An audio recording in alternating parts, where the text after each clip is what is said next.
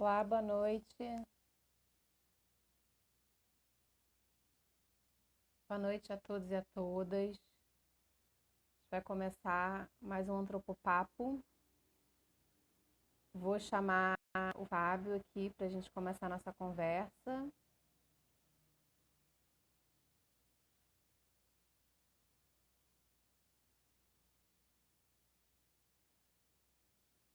Fábio enviou uma solicitação para participar da live.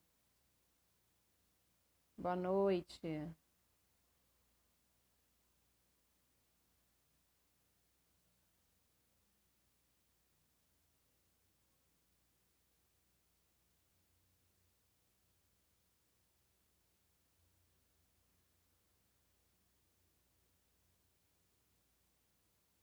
Boa noite, gente. Vou chamar o Fábio aqui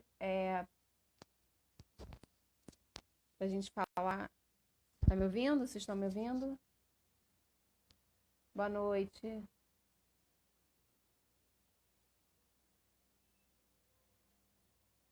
Tem uma opção para você pedir para participar da live.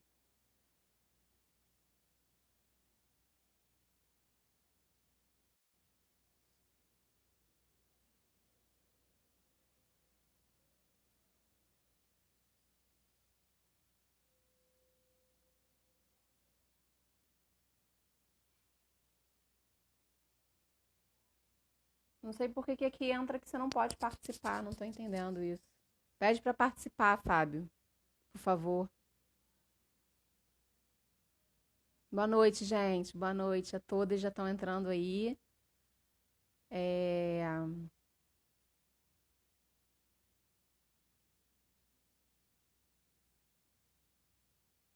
Vendo as opções embaixo você tem umas figurinhas. Vê em qual delas você pede para participar da conversa, por favor.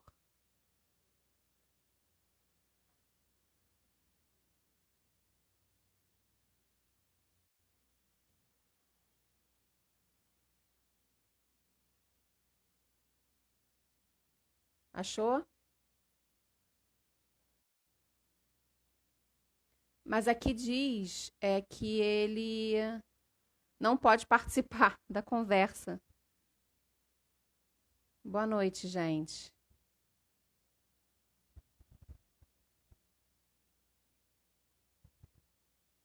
Diz, a informação que aparece não pode participar, não entendo por quê. Eu consigo chamar outras pessoas, mas ele não. Sobe com o dedo até o início do chat. Boa noite, gente.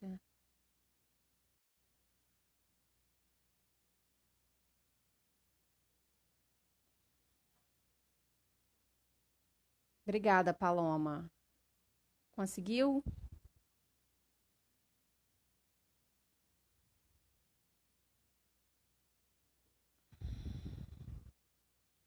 Por que não consegue participar? Não entendo, gente. Alguém pode ajudar aí?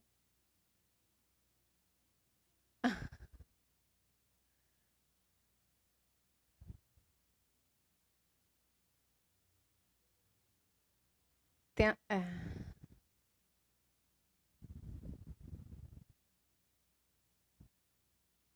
Acho que ele saiu da live. Aí tenta sair da live e entrar de novo, Fábio. Isso, sai e entra novamente.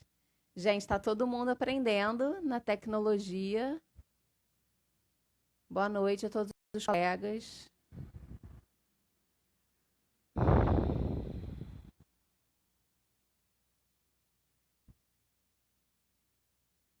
Isso, sai e aí volta. Não sabia que tinha essa opção de não poder participar. Isso é novo para mim.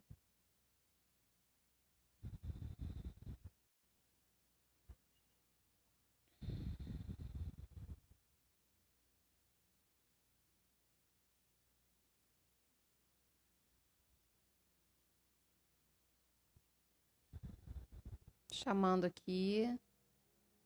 Agora vai. Pronto, chamei o Fábio.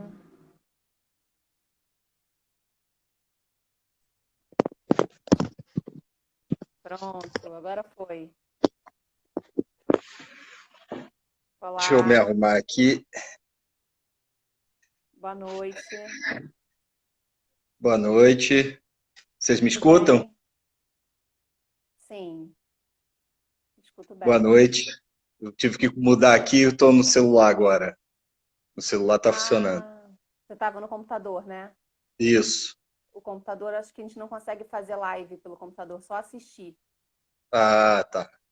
É, Eu sou novato nesses instrumentos contemporâneos. todos nós estamos aprendendo Sou da conjuntamente aí. época, sou da época do Bic e do Bombril.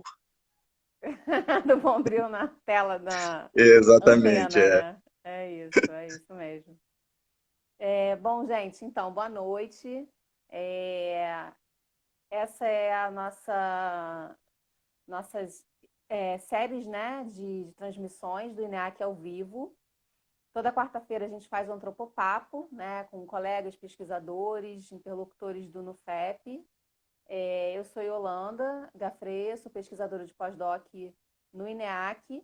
Hoje a gente está recebendo Fábio Reis Mota, que é professor da UF, né, do programa de pós-graduação em antropologia, da graduação também da UF. E a gente vai conversar aqui, e é coordenador do NUFEP também, né? Além disso, que é o nosso núcleo de pesquisa que integra a rede mais ampla do INEAC. Então, assim, esse é um projeto de divulgação científica, né? Acho que tem a ver com um tema que a gente vai falar aqui hoje. Acho que é algo que já tem sido desenvolvido no INEAC, né? Com o Leme, com outros projetos, né? No canal do YouTube, mas que nesse momento da quarentena instigaram a gente a produzir materiais, né? E então essas lives ou ao vivo, né? Como a gente prefere chamar, caminha nesse sentido da produção da divulgação científica. E aí, Fábio, bom, primeiro eu quero te agradecer, né, por estar aqui com a gente. Temos vários colegas aí que já estão nos assistindo, vocês podem mandar perguntas, inclusive. E vou então direto ao assunto, né, aos assuntos. O título da nossa conversa, né, o nosso antropopapo dessa noite, é Antropologia Implicada e suas mil e uma utilidades, né? Então, enfim, queria um pouco, vamos falar um pouco do que é a antropologia implicada, né? Que você tem uma reflexão interessante sobre isso. Mas queria um pouco começar pensando um pouco sobre a ideia dessa utilidade, né? Do que hoje se espera, do que seja um conhecimento útil, né? Que seja aplicado imediatamente na sociedade, né? E ao mesmo tempo todo esse processo de falta de investimento, né, nas ciências como um todo, né, nas ciências básicas, né, mas sobretudo nas ciências humanas e sociais. Então, quais são os reflexos disso, assim, em relação a uma falta de investimento, né, público e também de um certo descredenciamento, né, digamos assim, público da produção das ciências humanas e sociais, né, que não tem esse caráter imediatista, né, essa crença, né, de salvação imediata da cloroquina que vai salvar, coisas assim que aparecem um pouco fantasiosas, mas que tem como base um conhecimento empírico, um conhecimento de longo prazo. Então, queria que você um pouco começasse a falar desse caráter dessa produção de conhecimento da antropologia, né, das ciências humanas e sociais, para a gente começar a conversa. Pode ser? Claro. Primeiro agradecer aí o convite, parabenizar aí a atividade que vocês têm realizado, né? Já são algumas lives aqui, acho importantíssimo esse trabalho de divulgação da ciência, né? Então acho que esse espaço ele é muito importante. E eu queria primeiro assim dizer um pouco o sentido do subtítulo, né? Rapidamente, é porque ele se refere à campanha do Bombril, né? O mil e uma utilidades. E acho que essa discussão aqui, essa conversa, e acho que a antropologia implicada, ela cumpre esse papel fundamental de servir também para desengordurar os pensamentos obscurantistas e também viabilizar que as antenas daqueles que são incapazes cognitivo e intelectualmente de pensar o mundo, né, que essas antenas possam melhor se calibrar e, quem sabe, pensar melhor, né? Acho que essa brincadeira do Bombril é um pouco por aí. E eu queria, então, começar falando, porque eu acho que uma das primeiras questões, para mim, um ponto fundamental para mim, a primeira, é que eu acho que o conhecimento, assim como o amor, né? Tem aquela coisa do toda forma do amor é válida, todo conhecimento ele é válido. Acho que isso é um primeiro, talvez, um dos primeiros legados que a antropologia moderna ela teria trazido, não só para a ciência, sociais, mas para outros domínios da ciência, né, a etnobotânica, a etnomatemática, essas diversas etnos, que elas, em grande medida, elas provêm do desenvolvimento que a disciplina, que a antropologia realizou ao longo do século XX. Então, acho que esse é um primeiro ponto importante no que diz respeito tanto ao que a antropologia contribui para a ciência, para a humanidade, né, como, vamos dizer assim, repertórios de questões importantes que se tornam legados de nós, seres humanos, ao reconhecer que toda forma de conhecimento ela é válida, né, isso é uma contribuição fundamental do ponto de vista de um rompimento com os preceitos etnocêntricos, do etnocentrismo, tão enraizados no século XIX, no século XVIII. Então, acho que isso é um primeiro ponto. Isso para chegar ao segundo ponto, né, que diz respeito à utilidade. Então, acho que todo conhecimento ele pode ser útil, né, dependendo da capacidade que nós temos de usufruirmos da nossa criatividade e da nossa reflexividade. Acho que esse é um segundo ponto importante, porque a gente tem essa ideia de que a produção do conhecimento ele tem uma validade para uma determinada coisa, uma utilidade para uma determinada coisa, e ele pode ter usos e utilidades das mais diversas. Né? Por o caso clássico, a teoria da relatividade do Einstein, né? Que depois, quando usada para fazer bombas atômicas, né, para destruição em massa, mesmo se manifestou em carta publicamente, que jamais teria ele imaginado, né, que sua teoria teria um efeito tão maléfico para a história da humanidade no século XX. Então, a dimensão da utilidade ela depende muito de como usufruímos daquilo que nós formulamos como conhecimento. A terceira questão importante, né, porque a partir daí a gente tem que começar a pensar assim, então, o que distingue o conhecimento científico dos outros conhecimentos? Né?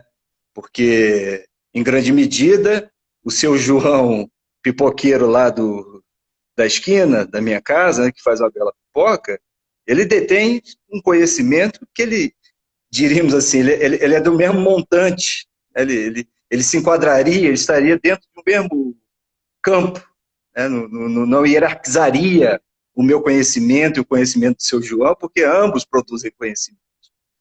Só que reside uma distinção muito grande quanto ao conhecimento do seu João, é um conhecimento de um cientista social, de um antropólogo, ou de qualquer outro cientista, estou falando aqui das ciências sociais, mas também podemos falar de um físico, de um químico, é que o cientista, diferentemente do seu João, procede a uma observação sobre o mundo a partir de instrumentos metodológicos, via determinadas técnicas e teorias que não são fornecidas na socialização do seu João. Né? O trabalho de aquisição de certas competências cognitivas e intelectuais, elas são resultados de um exercício sistemático de formação, né? De aquisição de métodos de como observar, do que observar, né? do trabalho exaustivo de treinamento em teorias que vão produzir no cientista um modus de observação do mundo que ela se assenta numa outra perspectiva. Ela como no lema do Salgueiro, né, não é melhor nem pior, ele só é um conhecimento diferente, né, porque nós estamos sistematicamente pensando, observando as coisas a partir de elementos que eles são produzidos por métodos e teoria. É por isso que você pode ir para o botequim, né, lugar que eu aprecio enormemente, como os seus frequentadores, assim como os seus trabalhadores, né, e você ter uma noite ou uma tarde maravilhosa de uma conversação com o seu garçom, mas jamais o seu garçom terá os instrumentos necessários, assim como um psicanalista ou um psicólogo, para te colocar em análise, né? Porque o trabalho de colocar um paciente em análise é um trabalho que ele exige certos métodos e técnicas e teorias para alcançar esse tipo de trabalho, né? O que nos distingue nesse sentido, o conhecimento que um garçom possa ter sobre o mundo, sobre as dimensões emocionais e cognitivas das pessoas, mas o que distingue ele de um outro expert, de alguém que trabalha no domínio da mente humana, é que, diferentemente, um tem técnicas, métodos e teorias, e o outro um conhecimento da vida a partir dos seus instrumentos que viabilizam ele construir um conhecimento sobre o que chamamos de realidade. Uhum. E só uma coisa assim que eu fiquei pensando a partir da sua fala, né, que eu acho que, enfim, aponta para a antropologia, né, como um campo de conhecimento, que acho que tem a ver com como observar essas práticas, né, observação sistemática, né, metodologicamente orientada, através também das teorias de observar essas práticas sociais, elas permitem a gente pensar que existem muitas formas de utilidades, né? Digamos assim, né? Existem vários usos possíveis, né? Para um mesma para uma ideia, né? Existem muitas formas. Você falou do etnocentrismo, né? E a antropologia contribui também para a gente pensar que existem muitas maneiras, né? De lidar com o mesmo fenômeno, né? Com uma mesma realidade.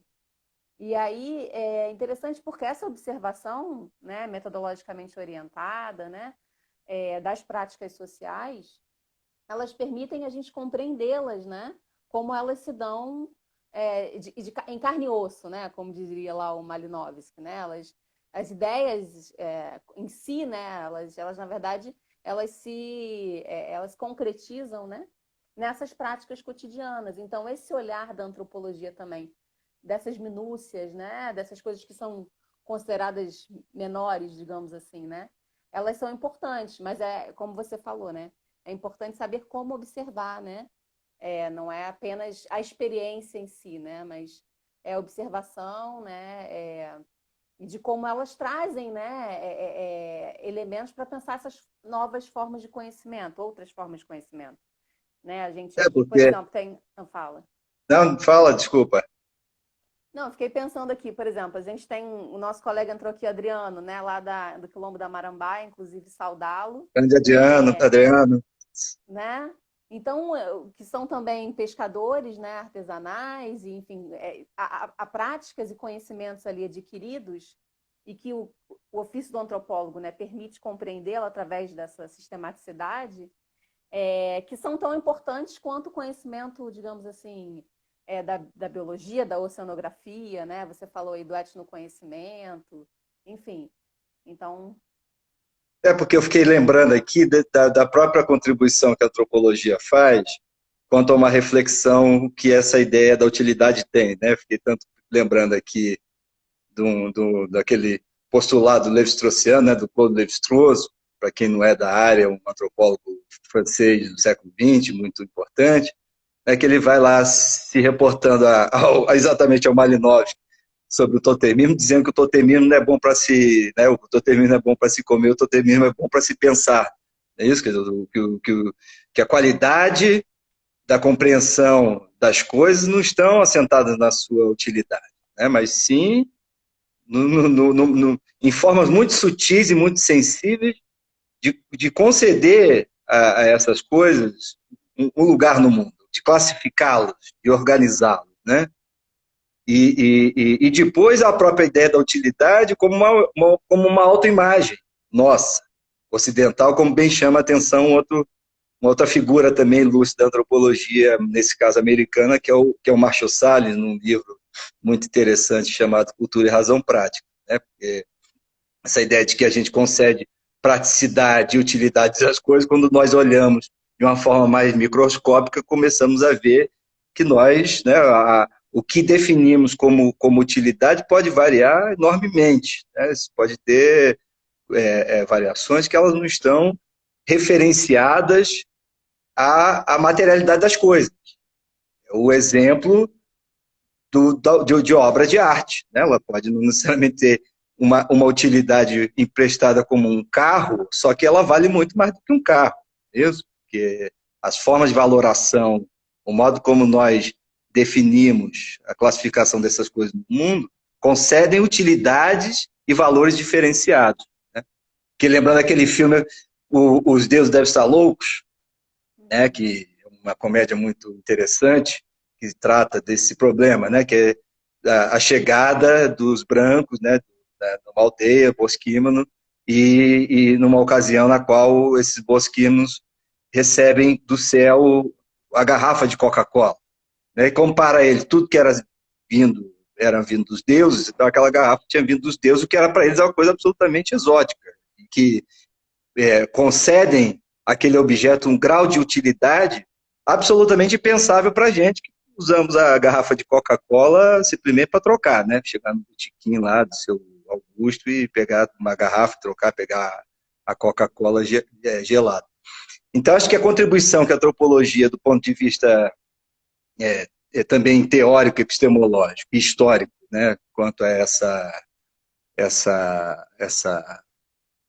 essas diferentes dimensões do que seja a utilidade, isso é uma contribuição muito importante. E depois, né, me leva a pensar numa dimensão aqui fundamental, né, que é esses dualismos falsos. Isso, os dualismos que, em grande medida, terminam nos capturando e nos fechando, né, quanto à possibilidade de concedermos utilidade a coisas que supomos que não tem. E isso a gente já pode chegar, acho que talvez, a essa questão das ciências sociais, das ciências humanas, que tem sido tão assim atacada, e agora particularmente, né, com a desconstrução das áreas, da CAPES e desmonte do sistema da pós-graduação e particularmente dos seus efeitos nas ciências sociais, ciências humanas, né, porque esses dualismos eles são muito, além de pouco eficazes, são muito maléficos, né? Porque um outro dualismo que me parece muito importante aqui de também desconstruirmos é esse das ciências humanas, né? Ciências sociais, ciências humanas, ciências hard, ciências brutas. Porque toda ciência ela é humana. A mais equipada de robôs, de laboratórios maravilhosos, todos muito bem equipados com tecnologias de última geração, são coisas que estão sendo manejadas por seres humanos. Então, toda a ciência, per si, ela é humana. É humana, certo? Perfeito. Então, esse dualismo, ele me parece tão, assim, pouco apropriado no século XXI, depois de termos avançado tanto numa direção da compreensão do que é a ciência, o que é o fazer da ciência, e dessa distinção entre a ciência com S, do mundo do positivismo do século XIX, e a ciência contemporânea, que é essa ciência que compreende que o conhecimento e o saber, ele é algo que tem que ser entremeados, né, entre várias formas de produção da realidade, seja ela social, humana ou da natureza. Então, essa distinção, ela me parece um pouco inadequada do ponto de vista do trabalho que é o trabalho científico, né? Que é um trabalho que ele é desenvolvido pelo ser humano, né? E isso leva a uma outra dimensão, que é a importância que as ciências humanas possuem, né, no domínio da ciência. Como eu já aqui chamei a atenção, a própria antropologia contribuiu significativamente para reformulações de questões de outros campos de conhecimento, né, da biologia, da matemática, né, da zoologia, né, e, por outro lado, o conhecimento das ciências humanas, ele é um conhecimento que ele é fundamental do ponto de vista do equipamento, ou de um melhor equipamento que a ciência pode ter quanto aos seus resultados, aos seus efeitos, né, e as diferentes formas pelas quais as pessoas podem se apropriar daquilo que é desenvolvido na ciência, né? Ou seja, essa capacidade que as ciências humanas têm de produzir diagnósticos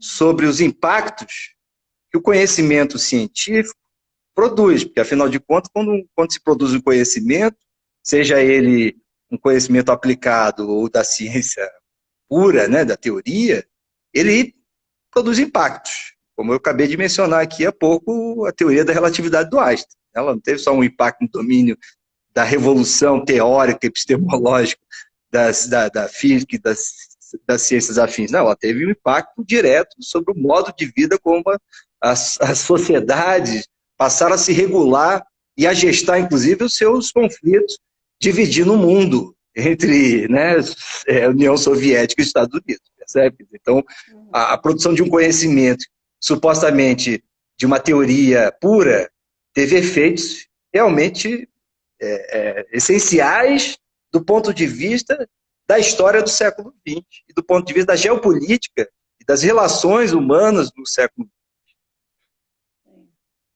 As teorias filosóficas também, né? Imagina, né? São a base, né, da nossa forma de conhecimento, né? De produção do conhecimento, de como a gente organiza o mundo, né? Como dizer que a filosofia, né? Como se fosse uma elucubração, né? Um pensamento que estivesse na cabeça das pessoas e não tivesse esses impactos todos de organização do nosso pensamento no mundo, né? E aí, queria um pouco que você falasse assim, das ciências humanas e sociais, né? Acho que você abordou muito bem esse aspecto, e de que todas as ciências são humanas, isso é perfeito, assim. A SBPC, se eu não me engano, né, tem levantado exatamente essa ideia, né, para chamar a atenção de que a ciência é feita por humanos, né? Então, as ciências sociais e humanas também contribuem para entender como ela é feita, né? Mas, assim, pensar um pouco o contexto brasileiro, de como que a produção desse conhecimento científico, aí no caso da antropologia especificamente, né, contribui para... Você falou do acesso ao conhecimento, né? Que as pessoas podem ter, né, na democratização da ciência, e, enfim, diferentes formas. E aí pudesse um pouco falar disso também, né, que é uma outra questão, assim, que eu acho que vem com a ideia da antropologia implicada. Se a gente pudesse, de repente, trazer já esse tema um pouco para pensar o que é essa antropologia implicada, o que isso tem a ver com o compromisso com uma sociedade democrática, que eu acho que também é fundamental hoje, né? E com a garantia de direitos, né, digamos assim. Então, se pudesse falar um pouco dessa perspectiva da antropologia no Brasil e dessa ideia que a gente, né, que você está trazendo da antropologia implicada. Que é uma ideia que ela é trabalhada por alguns outros autores, mas que, do nosso ponto de vista, particularmente, digo nós, do INEAC, do FEP, né, ela ganha alguns contornos distintos. Porque a primeira é que essa ideia da antropologia implicada, uma implicância com a antropologia aplicada, né, uma oposição que ela se coloca em vários níveis. A primeira, de ordem histórica, né, porque a antropologia aplicada ela é uma coisa que tem a ver com o início da história da disciplina, tem a ver com um período histórico que cujas condições, né, inexistem nos tempos atuais, cujas condições inexistem sob vários pontos de vista, né, em termos de valores, em termos de organização social, em termos de dinâmica do conhecimento científico. Segundo, a antropologia implicada, ela se distingue do ponto de vista epistemológico, né? Porque no lugar de pensar que a antropologia, ou seja, qualquer outra ciência, ela possa produzir um conhecimento que viabilize, né, planejarmos as coisas como se elas fossem lineares, né, como se você pudesse criar mesmo previsões do que ocorreria, né, na medida em que você tem, a partir essa ideia que você, a partir do método, da teoria, você pode dominar as variáveis e, né, a partir do domínio das variáveis, então, produzir transformações, mudanças sociais dirigidas que pudessem ser, né, todas seguidas assim linearmente, o que epistemologicamente já nos distinguimos disso ao considerar a sociedade não como esse corpo vivo, né, esse corpo todo funcionalmente constituído, mas pensar a sociedade como uma instituição muito mais complexa e que se deriva de sujeitos, de pessoas que detêm uma capacidade reflexiva, uma capacidade crítica enorme, que viabiliza, portanto, ressignificar as coisas de uma forma muito dinâmica, né? O que significa dizer, e, portanto, quando você produz um conhecimento devotado a transformar alguma coisa, aquilo que você supostamente pode supor que vai acontecer, acontece uma coisa absolutamente diferente. É o caso de Arraial do Cabo, né? Que os estudos da década de 40, da antropologia aplicada, devotados a entender o processo de transformação, né, com a chegada da indústria da álcoolis na região, uma região de pescadores, e com o indelével processo de assimilação dos pescadores à vida da atividade industrial e tal, né? É um caso empírico interessante, porque a introdução da álcoolis não vai promover o fim da pesca artesanal em Arraial do Cabo. Ao contrário, ela vai reforçar a atividade da pesca na medida em que as famílias, como sendo elas famílias extensas, né, se dividiam. Uma parte continuava na pesca, outra parte ia trabalhar na álcoolis, o que aportava ainda muito mais recursos para a atividade pesqueira. Então, aquilo tudo que se supunha, né, que os pescadores iam sumir, que a pesca ia acabar, que eles iam ser fagocitados pela indústria, iam virar operários e tal, isso tudo caiu por terra. Porque a vida social, a vida humana, ela é de uma enormidade de possibilidades, né? A capacidade criativa do ser humano, ela é inumerável, né? É como o caso aí do filme dos deuses devem estar loucos, né? Como é que você pode pegar um objeto aparentemente tão banal, tão bobo como uma garrafa de Coca-Cola e conceder a ela significados e apropriações práticas absolutamente inesperados, né? Como o caso do Bombril. O Bombril foi criado para limpar a panela, não para ajudar a antena da TV a melhorar. É isso? Então esse é o segundo ponto, essa é a segunda distinção, né? Né, temos do que caracteriza essa antropologia implicada do ponto de vista epistemológico. E segundo, essa distinção também de um ponto de vista da relação entre o conhecimento e o trabalho ético do pesquisador, né? Porque a antropologia aplicada, em certa medida, ela está associada a um período histórico, né, do Ocidente, que ela tem a ver com a progressão dos impérios, né, com a segunda leva do imperialismo europeu em outras regiões. E essa antropologia aplicada, ela está fortemente associada, né, ao Estado colonial. Em grande medida, podemos dizer que a antropologia ela é produto, né, do colonialismo, em certa medida. Essa antropologia, ela tá implicada com uma outra ética, né?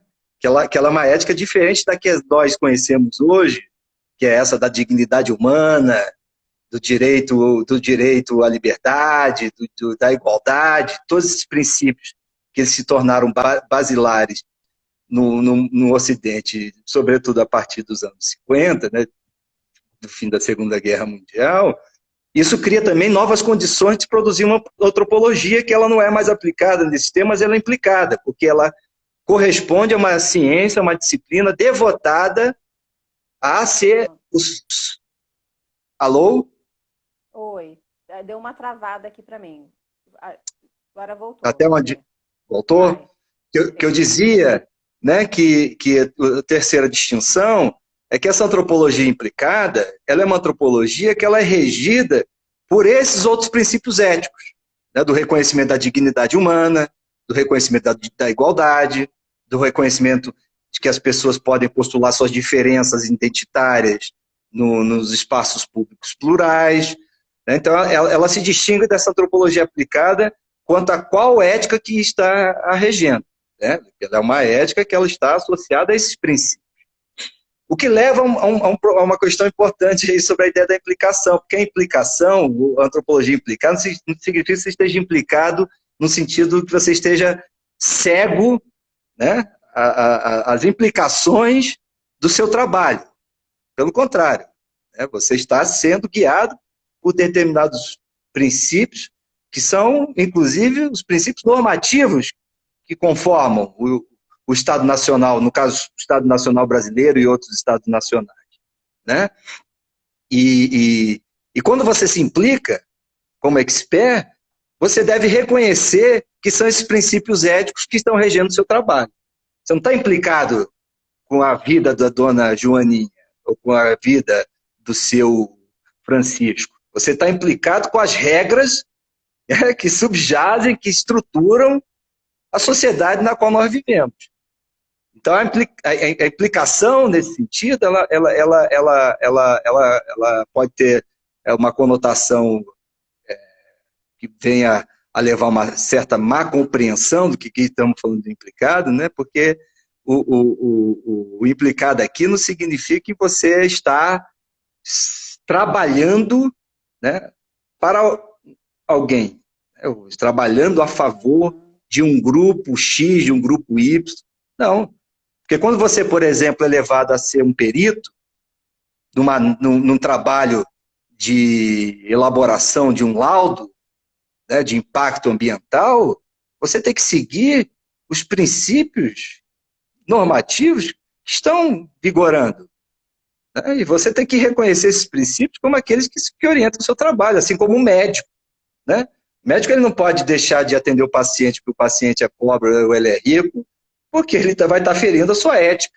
Assim como um antropólogo, ele não pode deixar de atender os princípios normativos que regem a sociedade, sob pena de ele estar ferindo a sua ética. E não significa que ele está do lado do grupo, né? Significa que ele está do lado dos princípios que são incompassadores, são aqueles que organizam a sociedade nacional, né? E que leva, portanto, a você reger seu trabalho sobre esses princípios, implicado nesses princípios, né? Assentado nesses princípios. Uhum. E nesses princípios que foram construídos também dentro de um certo consenso, né, político, né? Se a gente pensar a Constituição de 88, se a gente pensar as normativas, né, internacionais que o Brasil, até agora pelo menos, né, tem sido signatário de garantia de direitos, né, e do reconhecimento também. Acho que o reconhecimento de que o conhecimento que essas pessoas produzem, né, sejam quilombolas, pescadores, enfim, ou dentro de uma realidade específica, né, elas estão válidas, né, e precisam ser compreendidas dentro dos seus contextos, né. Então, acho que também essa ideia dessas normativas que tem a ver também com a construção de uma sociedade democrática, né, ou pelo menos a tentativa disso, né, de você garantir o Exato. direito à diversidade, né, diferentes usos do espaço, por exemplo, é claro que é isso, né? Você precisa analisar quais são os conflitos que existem ali, como você bem colocou, não tomar parte, né, de um determinado Uma uso parte. em relação. Mas analisar como esses conflitos se dão, né? Ao mesmo tempo garantir que o uso desse espaço seja o mais democrático possível, né? Eu penso também no caso de como também essa relação, né, com os lugares, com as pessoas, é de longo prazo, né? Isso também é uma coisa bastante específica no trabalho que a gente desenvolve, né? Pensando em Itaipu, por exemplo, né? Que aí a gente tem aí mais de 20 anos de uma interlocução, né? Ou seja, de um conhecimento produzido de alguma maneira simétrica, né? Se é que possível, numa sociedade tão hierárquica e desigual como a nossa, falar de um tratamento simétrico, mas que é uma tentativa, né? De produção de um conhecimento baseado numa ideia de simetria, né? Sim. Então, por exemplo, a produção de uma política como a Resex, você citou a Real do Cabo, né? Que é, enfim, que tem uma Resex, como Itaipu também, é a produção também dessas interlocuções dentro dessas normativas que você fala, mas que não é normativa no sentido assim de algo que está de cima para baixo, né? Mas de que são consensos possíveis, né?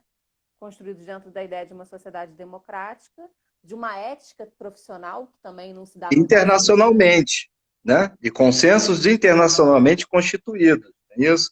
Isso que eu estou falando, que uma coisa é o trabalho da Margaret Mead e da Ruth Benedict na Segunda Guerra Mundial, subsidiando as Forças Armadas Americanas contra as forças do exército japonês. É isso? Que naquela ocasião, inclusive, ele é visto pelos próprios antropólogos como uma atividade muito benquista diante da guerra contra o fascismo, certo?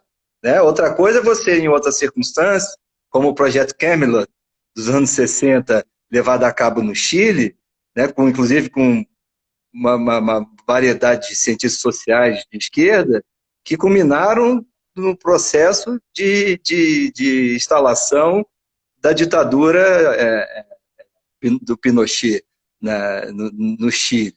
Né? Então, temos diferenças entre essas formas. Que outra coisa é esse tipo de trabalho que nós desenvolvemos, né, que ela consiste em fazer com que o conhecimento científico ele possa servir ao bem-estar social, ao bem-estar da sociedade. E a partir do quê? A partir de uma compreensão que a disciplina fornece para entender esses fenômenos. Né? Porque a antropologia não é benevole. Né? Antropólogo não é benevole. Não, o antropólogo é um cientista que ele é preparado a entender o ponto de vista do outro. E por que ele é preparado para isso? Porque a disciplina se constituiu sobre esses postulados, desde a sua criação, né? E com todas as mudanças quanto ao estatuto de que seja esse outro, o que seja a escuta, a elaboração da observação e tudo mais. Então, o que a antropologia tem é um equipamento metodológico e teórico que permite à disciplina ver um mundo social sobre uma perspectiva que outros domínios do conhecimento não possuem, né? Como no caso de situações de grandes empreendimentos. É isso? O engenheiro, né, que o engenheiro pode ser um cara muito gente boa, muito maneiro, um cara bacana, que acha tudo muito legal, né? Tá, um sujeito com uma cabeça progressista, democrática, mas ele é engenheiro, ele não vai ver coisas que um cientista social ele é preparado para ver. Porque assim como eu não vou conseguir ver coisas que um engenheiro está vendo, né, sobre a dimensão morfológica, geológica de um lugar, né, ele não vai conseguir ver coisas que estão relacionadas às dinâmicas das relações sociais, sobre os circuitos, sobre como aquele grupo se organiza, das representações que as pessoas têm de mundo. Né? É um trabalho que, veja bem, nesse sentido, ele tem uma enorme relevância do ponto de vista da geração do planejamento. A gente esquece que ciência, e sobretudo em particular ciências sociais, ela nasce com essa finalidade, né? de melhor gerenciar uma sociedade em um processo de complexificação. Né? As ciências sociais ela é produto da modernidade. Ela é produto pessoas acham que ciências sociais tem a ver com socialismo, não tem nada a ver com socialismo, ciências sociais é a coisa mais capitalista, mais ocidental, mais burguesa, liberal do mundo, porque ela nasce junto desse universo, que consiste em pensar a sociedade de uma perspectiva planejada, de se planejar. E o grande problema exatamente é esse, sabe? Que as pessoas não percebem que o planejamento, e particularmente não é o planejamento só de criar prédio, de fazer estrada, o planejamento humano é o que nos falta, não só no Brasil, mas muito mais no Brasil, mas globalmente. Então, nós, como eu dizia aqui há pouco, parece que estamos caminhando numa direção contrária a tudo aquilo que nós progredimos. Né? Estamos voltando para trás, no lugar de andar para frente, de reconhecermos que toda a ciência é humana, e segundo, que todas as ciências humanas e sociais, elas não só têm uma contribuição à sociedade, mas como ela tem uma contribuição às próprias ciências, né, as diferentes ciências, né, é uma questão que me parece hoje essencial, né, de se ter em mente, né, quanto a esse lugar que nós temos na produção de avaliações, de diagnósticos. Porque o cientista social é igual. O cientista social, costumo brincar, dizer que o cientista social é o psicanalista coletivo. É isso? O psicólogo coletivo. Ele faz uma análise. Né? Ele produz análise, ele produz diagnóstico. Ele produz elementos necessários para que possamos refletir sobre o funcionamento da sociedade. Né? Como eu disse há pouco, que o seu João, o pipoqueiro, ele é que ele é incapaz de pensar sobre a sociedade, porque ele não está pensando na sociedade, ele está pensando dentro da pipoca dele. Agora, o cientista social, além dele ter os recursos metodológicos e teóricos, ele está sistematicamente devotado a pensar questões que podem ser de suma importância para uma melhor gestão da vida humana. Inclusive, qual é o papel do pipoqueiro ali, né, num determinado contexto urbano, enfim, Exatamente, na frente exatamente. do Teatro Municipal, né? Por que o Né? pipoqueiro X ali faz sucesso, enfim, né? E a ideia dessa perspectiva do planejamento, né, que você traz, muito interessante. Eu estou olhando só a hora aqui para não me enrolar, mas a gente ainda tem um tempinho. E a gente vai ter também outras conversas, né, Fábio? A ideia é essa, de trazer outros profissionais, antropólogos e, enfim, de outras áreas, talvez, né, se possível, para pensar essa ideia da antropologia implicada, né, de como que essa ideia ela tem a ver com o ofício do antropólogo, o trabalho do antropólogo que contribui, né, como uma ciência aplicada, no sentido de que a observação dessas práticas, né, dessas perspectivas sobre o mundo, produzem, né, a ideia de tecnologias sociais mesmo, né, que é uma outra, acho que uma outra live, digamos assim, talvez, para a gente pensar o que é a produção dessas tecnologias sociais, mas que é um pouco o que tem sido desenvolvido, né, no trabalho, por exemplo, sobre o sistema de justiça, né, que é várias pesquisas aí empíricas, né, trabalhos que têm sido produzidos por colegas do INEAC. Então, a gente está falando de diversos grupos, né? Achei interessante que você chamou a atenção, né? Não cabe tomar partido de um grupo X a Y, mas entender como que as pessoas, elas atuam, né? Elas se colocam no mundo, né? Sob que perspectivas, que visões de mundo. Isso é fundamental, né, para se compreender uma sociedade, para contribuir para melhor planejá-la, né, para melhor utilizá-la, né, enfim, utilizá-la no sentido de pensar os diferentes usos possíveis, né, de um serviço público, de uma área urbana, das políticas públicas, né, da organização dos espaços, né, de todos os outros elementos que o conhecimento sociológico, antropológico pode aportar para planejar. Né? Por isso que, como eu falava com relação ao psicólogo, psicanalista, você vai fazer terapia para você pensar sobre você, né? E analisar suas situações, suas condições de estar no mundo, para planejar, né? Para você planejar mais adequadamente. Assim como a sociedade também, a vida social, ela requer uma compreensão sobre o seu funcionamento para que a gente planeje.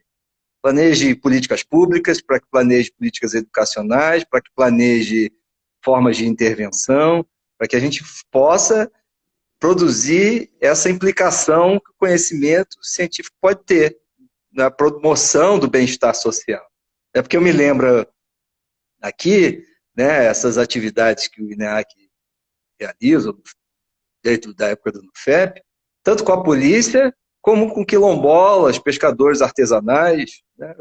Nós, durante todos esses anos, produzimos um vasto conhecimento de natureza empírica, etnográfica, teórica, sobre o funcionamento das instituições policiais, o funcionamento das instituições da justiça, assim como sobre os conflitos envolvendo populações tradicionais, quilombolas, pescadores artesanais. E tanto num caso como o outro, o conhecimento que nós produzimos, eles tiveram implicações. E implicações elas que muitas das vezes não foram com muito bom resultado, né? Outras com mais ou menos bons resultados, outras com os resultados inesperados. É que, como eu dizia há pouco, esse princípio da utilidade do conhecimento, como se você pudesse produzir uma coisa, aquilo ali vai ser realmente ter aquela utilidade, né? E se o Bombril e a Bic, a caneta Bic, sempre tiveram uma série de utilidades, por que que um saber produzido, né, um conhecimento produzido não vai ter uma multiplicidade de possibilidades? E pior, né, uma possibilidade de diversas vias que esse conhecimento pode vir a produzir. Então, essa antropologia implicada que a gente realiza, que nós desenvolvemos no interior do INEAC, do FEP e os outros núcleos de pesquisa, do PIGE, lá do Direito, do LEMETRO, lá da Ciência Social lá na UFRJ, né, são conhecimentos que eles se constituem a partir dessa interseção, né, entre o conhecer e a intervenção, mas não uma intervenção tosca, a ideia do que você vai mudar as coisas, você tem a varinha de condão, não, intervenção que ela é uma intervenção reflexiva, sobretudo quanto à sua capacidade de compreender as limitações da produção do que você, né, sobre o que você faz, sobre o que você está produzindo como conhecimento, sobre o que você está produzindo como objeto, como uma política pública. Me lembro muito bem de duas experiências. Uma foi no Instituto de Segurança Pública, né, na ocasião em que trabalhávamos lá uma equipe grande de cientistas sociais, de policiais também, né, sobre a direção da Paula Miranda, né, e que a gente foi lá, então, trabalhar com o propósito de criar os conselhos comunitários de segurança, né, que foi um dos dispositivos criados nessa ocasião, com o propósito de expandir, de aperfeiçoar essa relação entre as instituições policiais e a sociedade civil. Bem, esse conhecimento que foi elaborado por um trabalho de pesquisas, de diagnósticos, né, de elaboração de uma compreensão sobre como o sistema de segurança pública deveria atuar, ele foi produzido e os seus resultados não foram lá tão auspiciosos. A polícia continua aí, né, fazendo o que faz, né, as pessoas continuam sendo sujeitas a isso que o Luiz Roberto Cardoso chama da sujeição cívica, as pessoas não falam, né, tem espaço para falar, inclusive os conselhos tudo funcionam, né, dessa forma, a sua maioria assim, né, o coronel que fala, e aí todo mundo fica quieto, etc e tal. E a segunda experiência é a própria Reserva Extrativista Marinha de Arraial do Cabo, né, que foi elaborada e constituída também a partir de um trabalho que ele era produto de um diagnóstico sobre a necessidade de se pensar na gestão desses espaços territoriais das pescas artesanais, associando tanto a preservação da natureza, através de uma atividade de uma pesca que ela não é de um grau de predação como uma pesca industrial, né, assim como do ponto de vista social, que é você preservar certos modos de vida que se caracterizam como modos de vida que só existem nesses lugares do litoral brasileiro. E que ela também foi construída, foi elaborada e não necessariamente tivemos a oportunidade de ver um caminho que nós almejávamos quando, então, nos encontramos no processo de contribuição da criação desse dispositivo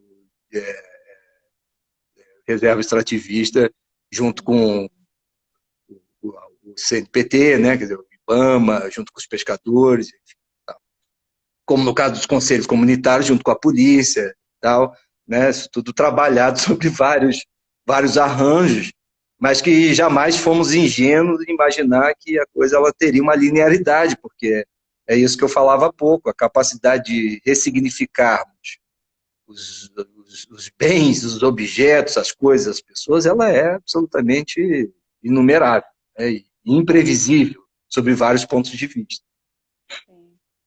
E isso dá conta, de alguma forma, dessa complexidade, né, que você falava também, da vida social, né? Essa ideia do controle, né, ou dessas, enfim, voltando um pouco ao início, né, que eu fiquei, essas coisas um pouco fantasiosas, né, de que você tem é, uma medida milagrosa, né? Não sei se milagrosa é a melhor palavra, mas uma solução definitiva para os problemas, né? Então você toma cloroquina e pronto, seus problemas acabaram, né? Isso, na verdade, é enganoso, né? Do ponto de vista de compreensão do como você produz o medicamento, que é eficaz, e nas ciências humanas e sociais, da complexidade da vida, né? Você não tem um controle, então esse planejamento tem muito mais a ver com esses processos que você descreveu, né? E que, enfim, vão seguir caminhos que são inesperados, né? Mas que têm Absolutamente efeito. inesperado. É. E que hoje as ciências, as hard science, a partir das suas reformulações, também reconhecem isso, né? Porque há uma forte tendência dessas ciências em se ampararem sobre a ideia de que elas produzem um conhecimento que é objetivo e um conhecimento que ele é previsível, né? Que hoje, né, ele é absolutamente colocado em xeque diante também da complexidade que é o mundo da natureza. Estamos lidando agora, por exemplo, nessa ocasião, com um caso empírico, né, que é um novo vírus, características absolutamente desconhecidas, que exige outro tipo de pesquisa, que exige outro tipo de trabalho, outro tipo de esforços das ciências para a compreensão desse novo agente, desse novo actante, né? Então essa ideia que ela é absolutamente imprópria historicamente falando, porque essa ideia ela só é própria lá da ciência com S, né? Uma ciência contemporânea, ela não pode padecer desse mal e supor que o trabalho do cientista é o trabalho de uma espécie de guru, né? Porque guru só tem pseudo-filósofo, é isso? Tipo o tal de Olavo, sei lá o nome, Olavo, lá, Ricardo, Também né? nem Que se lembro. diz, que se diz filósofo. Isso aí tem, guru. Mas quem é cientista sério, evidentemente, sabe bem, né, que o trabalho científico ele é um trabalho que ele de, propositivo. Ele não é uma coisa que ele tem que ser pensado como uma determinação. Ele é uma proposição, porque todo conhecimento ele é, por si, provisório. Porque as coisas mudam, né, a natureza muda, a sociedade muda, e também as teorias mudam. Isso, por isso que passamos ao longo da nossa história, dos últimos 3 séculos, mais ou menos, vivenciando uma série de revoluções dos paradigmas científicos. O que move a ciência é a dúvida. A certeza só move a imbecilidade, né? Os imbecis são todos aqueles que realmente são portadores da capacidade de ter a certeza. Agora, cientista, ele tem que ser aquele que carrega na sua mente a dúvida constante, né? E é assim que torna-se, inclusive, o trabalho mais interessante, né? A gente nunca está uma atividade que se finalizou, né? Isso. Fábio, não, perfeito. Eu acho que a gente está chegando ao fim, na verdade. Eu estou aqui olhando até para trás, não sei como é que está isso. A gente tem 28 segundos. Então, para avisar que a gente não vai ter a live em seguida, do Para essa Ciência foi cancelado, infelizmente. E que você pudesse se despedir rapidamente. Um beijo, obrigada. Pô, beijo aí, adorei essa Antropopapo. A A gente Sim. pode voltar aí a um segundo momento Vamos. e foi bem proveitoso.